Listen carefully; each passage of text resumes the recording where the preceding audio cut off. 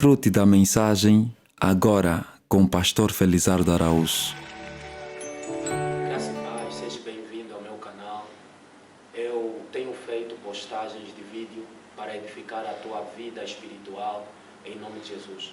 Agradeceria que tirasse um momento para orar comigo, em nome de Jesus. Pai, graças te rendemos pelo beneplácito da tua palavra, da tua vontade para conosco em Cristo.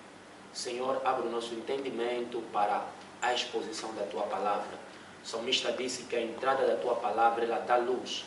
Ilumina, Senhor, o entendimento de quem me está ouvindo esta manhã, neste dia, em nome de Jesus. Queridos, eu quero falar sobre entendendo o Evangelho da graça de Cristo. Uma das coisas mais importantes dos dias de hoje é nós entendermos como o homem pode atingir a justiça em Cristo Jesus. Justiça mediante ao Evangelho da graça e não justiça mediante as obras. Ou seja, o homem cristão é imaturo a menos que ele entenda como ele pode se tornar justo diante dos olhos de Deus. E essa sempre, desde Gênesis a Apocalipse, foi a luta do ser humano, entender como o homem pode ser justificado. E a Bíblia diz em Romanos capítulo 1, versículo 16, o apóstolo Paulo escreveu dizendo o seguinte: pois não me envergonho do Evangelho de Cristo, pois é o poder de Deus para a salvação de todo aquele que crê, primeiro do judeu e também do grego, visto que a justiça de Deus se revela no Evangelho de fé em fé, como está escrito, o justo viverá pela fé. Queridos, é necessário que nós entendamos a justiça de Deus. E o apóstolo Paulo, que era o apóstolo da graça, o mensageiro da graça, o apóstolo que lhe foi confiado o Evangelho da graça, em Romanos que nós acabamos de ler, ele diz que porque eu não me envergonho do Evangelho. E deixa-lhe dizer que nos dias de Paulo, a palavra Evangelho está a falar a respeito da graça, ou seja, o Evangelho é o Evangelho da graça de Cristo Jesus. E Paulo disse, eu não me envergonho do Evangelho. Por quê? Porque o Evangelho é o poder de Deus. Paulo não diz que o Evangelho será, ou que o Evangelho vai se tornar o poder de Deus. Ele disse que o Evangelho já é o poder de Deus. A palavra poder significa dúnamo, ou seja, a habilidade para produzir resultados. Paulo está a dizer que o Evangelho é o poder de Deus. O Evangelho é a habilidade de Deus para produzir resultado. Ou seja, quando Deus quer que o homem seja alguém produtivo, Deus lhe entrega o Evangelho. Porque o Evangelho é o poder de Deus para te tornar produtivo. A menos que o homem não se encontre com o Evangelho de Cristo, o homem nunca poderá apresentar obras produtivas, obras de acordo à justiça de Deus. Então Paulo disse, eu não me envergonho do Evangelho de Cristo, porque o Evangelho de Cristo é o poder de Deus para a salvação. A palavra salvação é a palavra sozo no grego. Sozo fala da nossa cura, sozo fala da nossa libertação, sozo fala da nossa totalidade. O Evangelho de Cristo é o poder de Deus para a nossa libertação. O Evangelho de Cristo é o poder de Deus para a nossa cura. O Evangelho de Cristo é o poder de Deus para a libertação de todos os homens. Ou seja, não existe libertação a menos que seja por intermédio do Evangelho. O homem é justificado não mediante as suas obras. Em Deus, o homem é justificado mediante a obra consumada e terminada de Cristo Jesus na cruz do Calvário. O apóstolo Paulo, no livro de 2 Coríntios, versículo 21, ele diz o seguinte, 2 Coríntios, capítulo 5, no versículo de número 21. Aquele que não conheceu o pecado, ele está falando a respeito de Cristo. Aquele que não conheceu o pecado, Deus o tornou pecado, para que por meio dele nós fôssemos feitos a justiça de Deus. Olha para isso. Paulo está a dizer que Cristo Jesus não conheceu o pecado, o homem não pecou. Nota que ele não pecou, mas Deus lhe creditou o pecado. Os teus pecados foram creditados na pessoa de Cristo. Ele nada fez para se tornar pecador. Ele nada fez para se tornar pecado. Ele se tornou pecado porque foi da vontade do Pai. Mas agora nota, nós do mesmo modo não nos tornamos justos pelas nossas boas obras. Do mesmo modo que Jesus não se tornou pecador por ter cometido obras negativas, ele não fez nada, mas mesmo assim Deus o considerou pecador. Nós também, do mesmo modo, não fizemos nada, mas Deus nos credita a justiça. Davi disse, bem-aventurado o homem a quem Deus credita a justiça, independentemente das obras da lei. Então nota que Deus considerou Jesus pecador, pecado em nosso lugar, para que por intermédio dele nós fôssemos feitos justiça de Deus. O Evangelho da Graça, ela vem para mudar a tua identidade. O Evangelho da Graça vem para te dar uma nova identidade. Ou seja, o homem vai apresentar obras justas quando ele entender qual é a sua identidade diante de Deus. Por muito tempo, o que nós pregamos como Evangelho é lutar para mudar as obras do homem, para que o homem apresente obras produtivas. Mas hoje nós queremos mudar a tua identidade, porque na mudança da tua identidade, você vai apresentar obras com relação à identidade certa. Queridos, quando você entender quem você é em Deus, isso vai determinar o sucesso da tua vida. Há um boneco que eu assistia muito em criança, creio que o título do boneco é o Simba.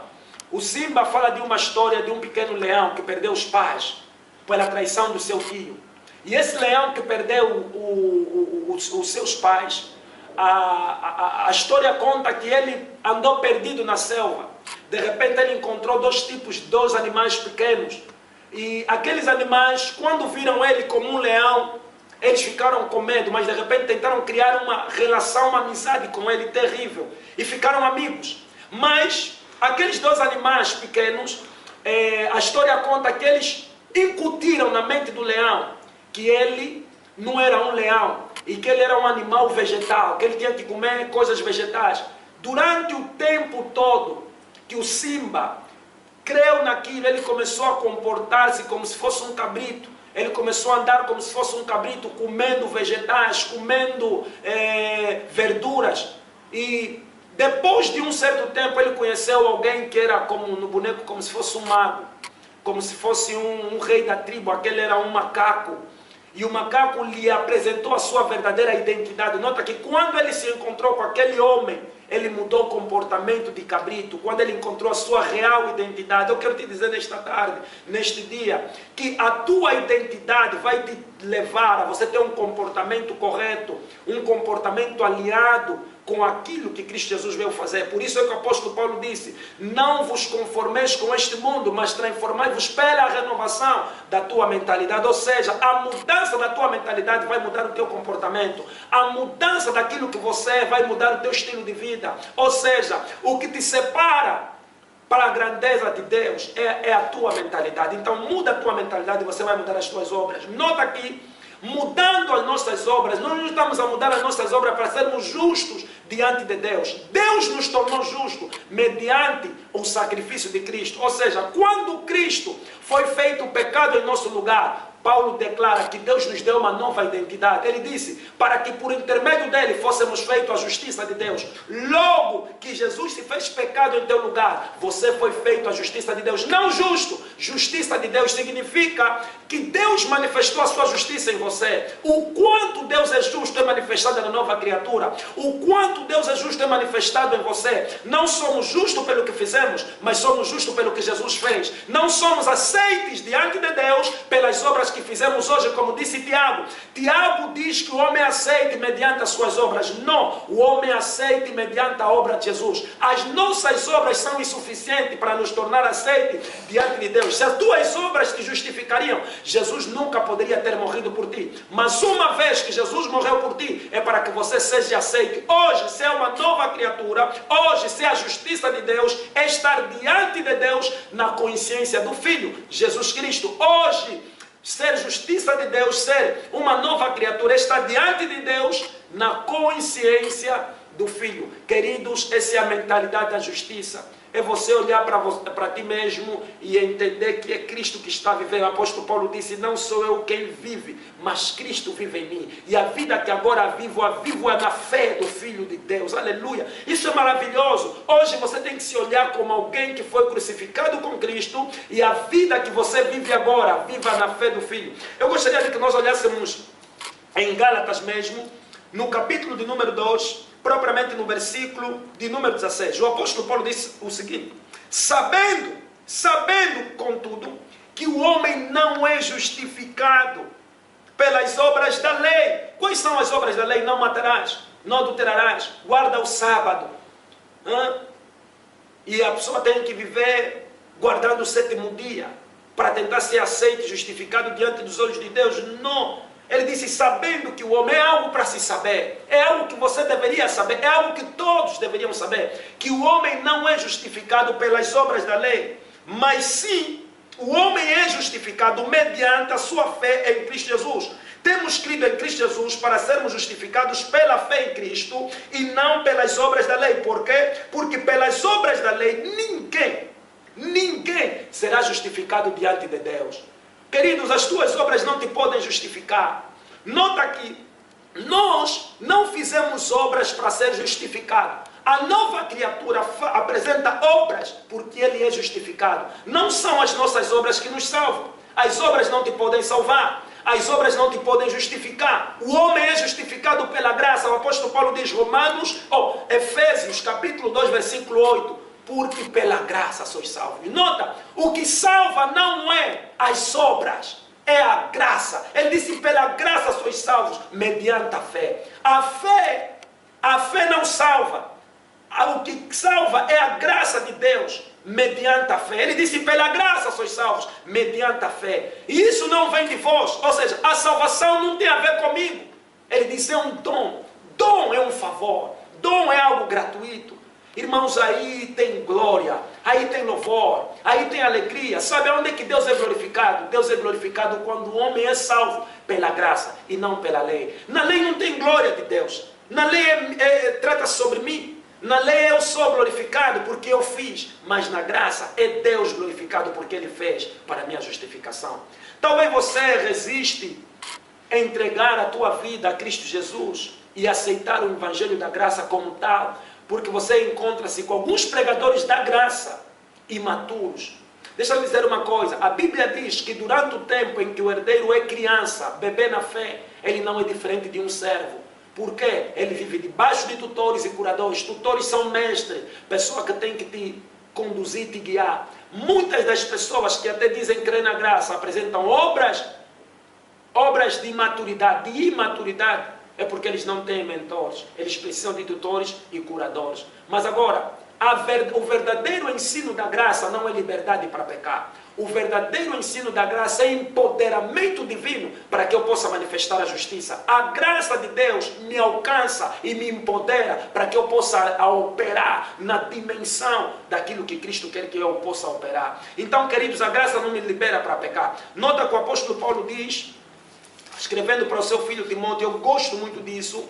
Antes de Hebreus, vem o livro de Tito, vamos ler lá, por favor, e acompanhe comigo. Tito, capítulo 2, no versículo de número 11, diz assim a palavra do Senhor: portanto, a graça de Deus, ele está a falar da graça de Deus, o Evangelho da graça, está a falar de Jesus. A graça de Deus se ha manifestado, salvadora a todos os homens. Talvez na tua versão vai dizer que a graça de Deus se ha manifestado trazendo salvação. Não, a graça não trouxe salvação. Na minha versão diz que a graça de Deus se ha manifestado salvadora. A graça não trouxe salvação, como se a graça estava aqui e a salvação é outra. Não, a graça se manifestou salvadora. A própria mensagem da graça é a própria salvação. Ele disse, a graça de Deus se ha manifestado salvadora. A graça é a mensagem da salvação. Vê lá, a graça se manifestou salvadora a todos os homens. Versículo 12.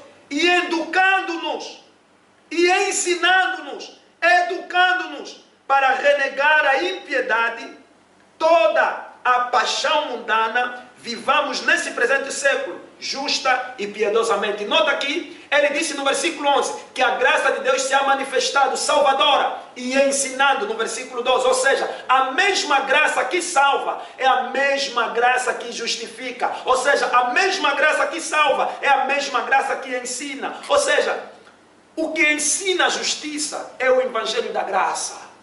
A graça ensina a justiça. A lei não veio para justificar o homem. Paulo disse que a lei veio para que a ofensa abundasse. A lei aumenta o pecado. A lei aumenta o padrão do pecado. Por quê? Nota aqui, em Êxodo capítulo 20, do versículo 1 em diante, até no 5, Deus disse, não terás um outro Deus diante de mim. Foi o primeiro começo, aonde Deus começou a estabelecer a lei para o povo de Israel. Qual foi o primeiro pecado que o povo de Israel cometeu depois da lei lhe for dada? O povo de Israel criou um bezerro de ouro. Por quê? A primeira coisa que a lei diz não faça foi a primeira coisa que eles fizeram. Por quê? Porque a lei me faz fazer aquilo que ela diz para não fazer. A lei é como um espelho. A lei te mostra o teu defeito, mas não te ajuda você a melhorar o teu defeito. A lei mostra que você tem mancha, mas não te ajuda a melhorar. A graça não mostra os teus defeitos, a graça mostra a perfeição de Jesus. E ele apresenta a perfeição de Jesus como se fosse a tua perfeição. Come on, vamos lá. A graça apresenta a perfeição de Jesus. E uma vez que você olha no espelho de Deus, a palavra de Deus, você olha a perfeição de Jesus, você vai começar a ver a perfeição de Jesus em você. E o dia que você vê a perfeição de Jesus em você, isso vai mudar a tua vida, queridos. A graça e a salvação. Ela salvou o meu lar, ela salvou a minha vida, ela vai salvar a tua vida. Aceita o Evangelho da Graça. Ela não é poder de Deus, ela não é poder para o pecado, ela é empoderamento divino, empoderamento celestial para a tua justiça. Que a graça e a paz te sejam multiplicadas em nome de Jesus. Eu oro para que Deus abra o teu entendimento para a compreensão do Evangelho da Graça. Siga os nossos vídeos, acompanhe as nossas mensagens em nome de Jesus Cristo. Amém.